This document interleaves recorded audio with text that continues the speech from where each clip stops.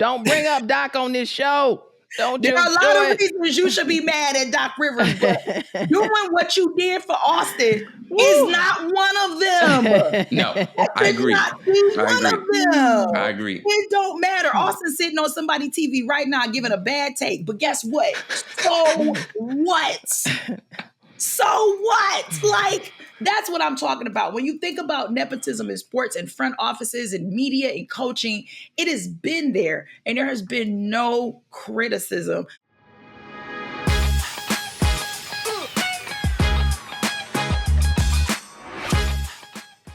Nepotism in sports isn't just necessarily what's going on the court, on the field, on the diamond. It absolutely also takes place in the front offices. It takes place between coaches. It takes place in media. I mean, listen, I have a whole story about working with my grandmother. So serious. I took my mom, my grandmother was a nurse. And when she got into her later years of being a nurse, she decided she wanted to, use those last 10, 15 years in a nursing home. Because she was like a nurse in the hospital for like 30 years. So long story short, I was young, I was broke, I needed a job. She got me a job in the dining facility, which was cool. I was young, I was making good money, doing absolutely nothing for 4 hours. Loved it, okay? But it's the fact that everyone saw me as Dorothy's granddaughter. Oh, that's Dorothy's granddaughter. Oh, they got Dorothy's granddaughter. It was like, I wasn't Terrika. I didn't have a name. It didn't matter what I did. It was, oh man, that's Dorothy, baby. Like, oh, I'm 20 years old, ma'am. I'm not a baby. But there's a certain level of expectation that comes along when you are the daughter, the son, the product of working with someone, a family member of sort, a mom, dad, grandma, whatever, in a certain place of business.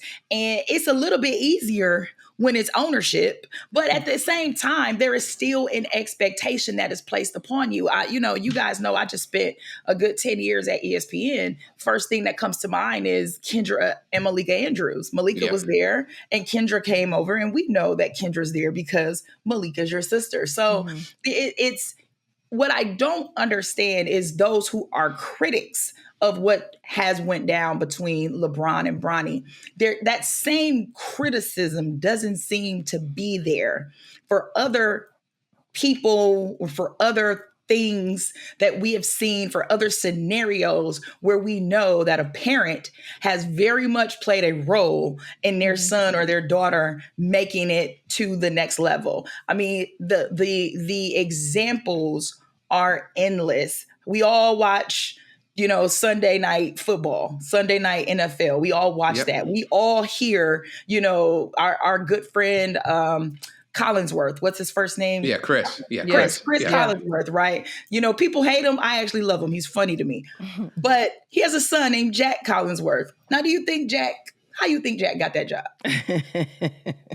By merit, Terrika. He was clearly the most qualified. You are trying to enter into the Ivy League. There are certain categories in which you can gain interest and acceptance. And one of those is based on if you have a family or some type of hereditary background of alums from those colleges.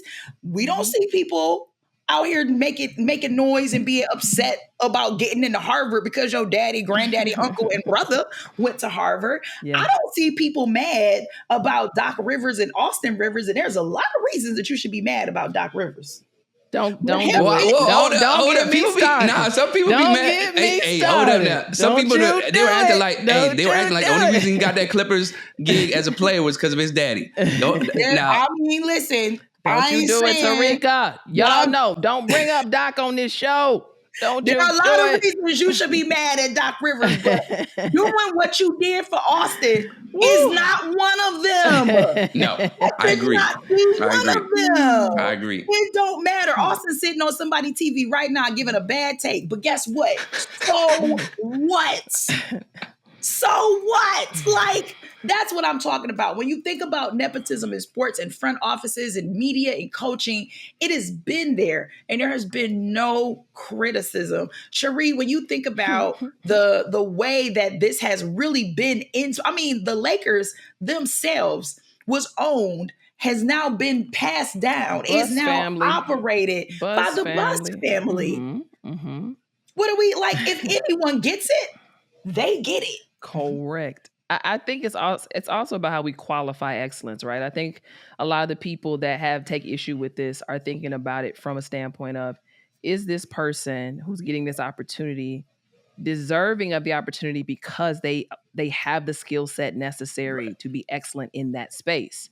Some of these people also are looking like, okay, wow, my son, his stat line's way better than this. Bronny took an opportunity away from my son, right? So I think when people think about, because again, I don't have an issue, like nepotism it's a part of life.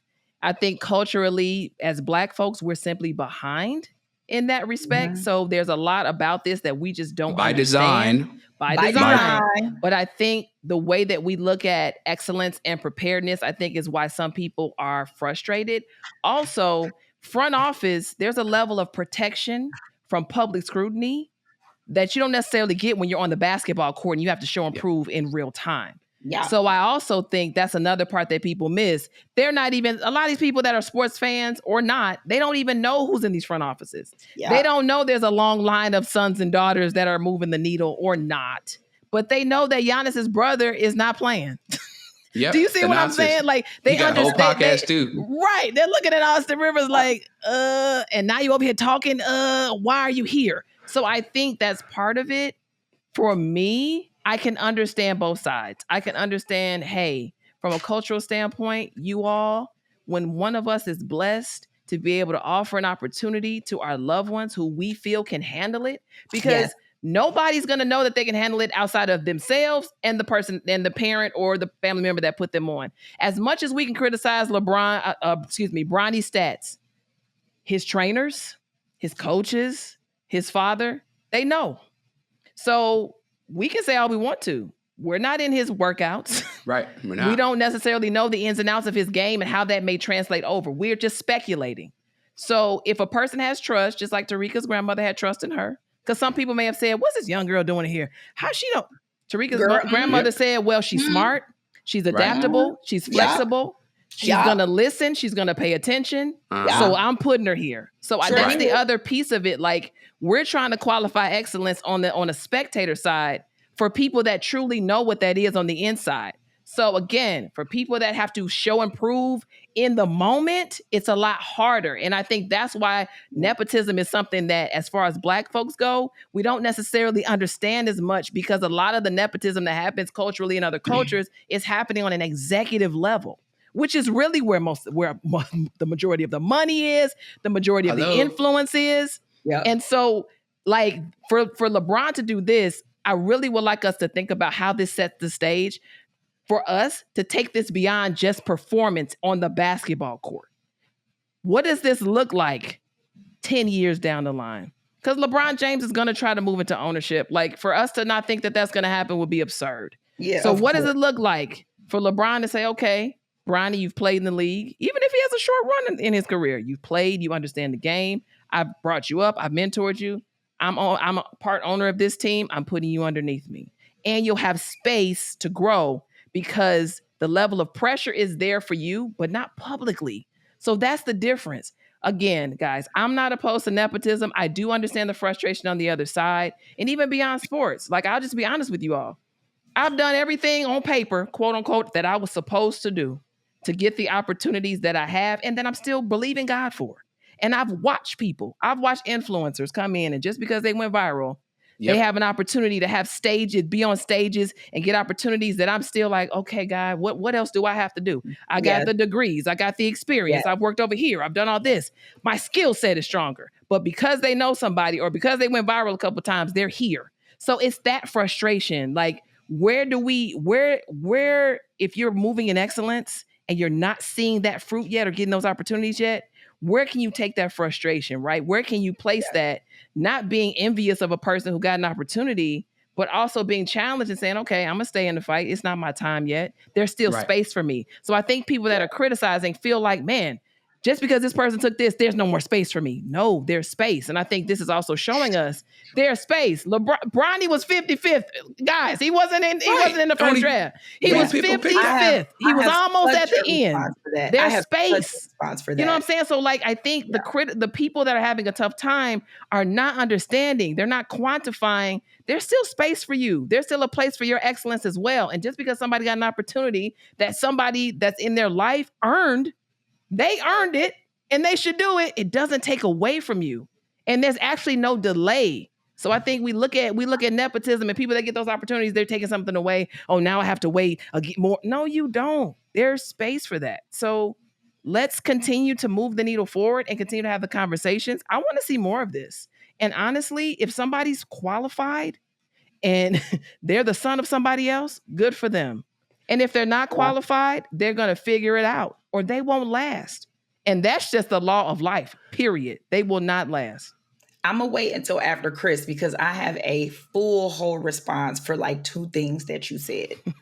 Ooh. Now go ahead, Terrika. I see you itching, so let her get it off. It's the thing about it. And girl, y'all, I already know I'm about to be called a racist. It is what it is. So we get called racist every other week. Every day. Yeah, that's just the usual Tuesday. You know what I'm saying? Every day. It's a regular Tuesday. Here it is. But the reason that we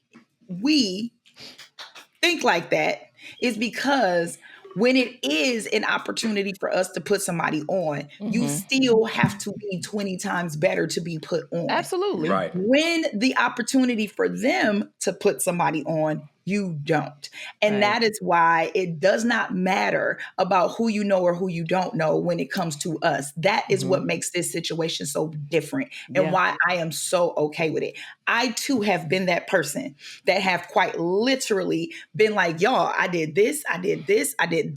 What are we doing? Like, I didn't produce, I didn't did this. I had said this. I spoke to this person, talked to this person. I've written, I've done all, like, what else do I need to do to prove to you guys that this is worth it while I'm seeing such and such just march on in here and get jobs and get opportunities without having put in the work, without the reps, without the whatever, right? But those people didn't look like me.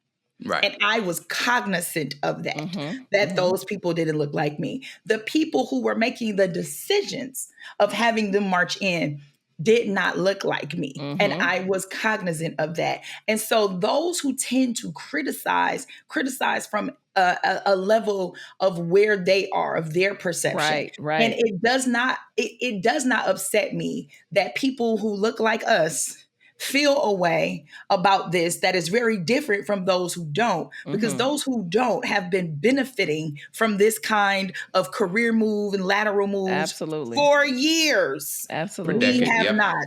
Chris, when you said it's by design, it is. It is by design. We haven't owned anything of that type of significance. We haven't been given the power of that type of significance to make that kind of a move. That's why it doesn't bother me. I have no problem whatsoever saying to someone that you should absolutely have some form of merit in order to be in a position. But everyone who's gotten where they've gotten on the backs of one of us having a say-so is because they've brought the additional work ethic and extra level of standard, because it doesn't matter. You still have to have it. You still have to have it. Doesn't matter. You still have to have it. They don't.